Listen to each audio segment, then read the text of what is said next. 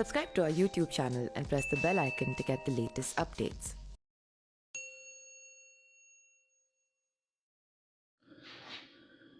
Mainpuri Lok Sabha seat भारी वोटों से जीतने और खतौली की सीट भाजपा से छीनने के बाद समाजवादी पार्टी अगले आम चुनाव की रणनीति पर काम करने लगी है।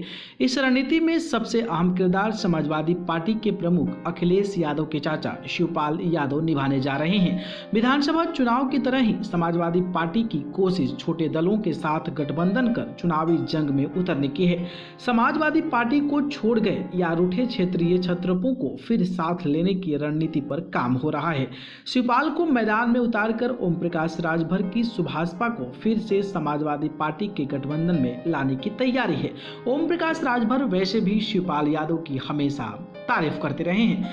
असल में शिवपाल यादव के छोटे दलों के ज्यादातर नेताओं के रिश्ते ठीक हैं। सपा ने इस साल जुलाई में शिवपाल के साथ साथ सुभाषपा के ओम प्रकाश राजभर को कहीं भी जाने के लिए मुक्त किया था।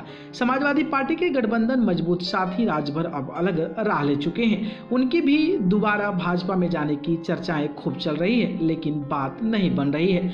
माना जा रहा है कि सुभाषपा देर सवेर समाजवादी पार्टी गठबंधन का हिस्सा बन सकती है। हालांकि वो अभी समाजवादी पार्टी पर तंज करते रहते हैं। सुभाषपा को भाजपा से कोई भी तवज्जो मिलती दिखाई नहीं दे रही है। समाजवादी पार्टी से गठबंधन से सुभाषपा को भी फायदा हुआ है। समाजवादी पार्टी के गठबंधन के दूसरे साथी महान दल भी खफा चल रहा है।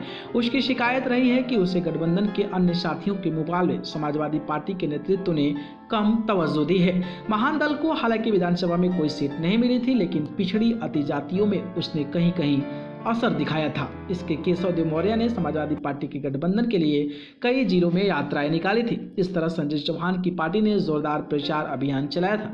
समाजवादी पार्टी के साथ रालोद व अपना दल कमरेवादी जैसे सहयोगी दल भी मजबूती के साथ रहे थे।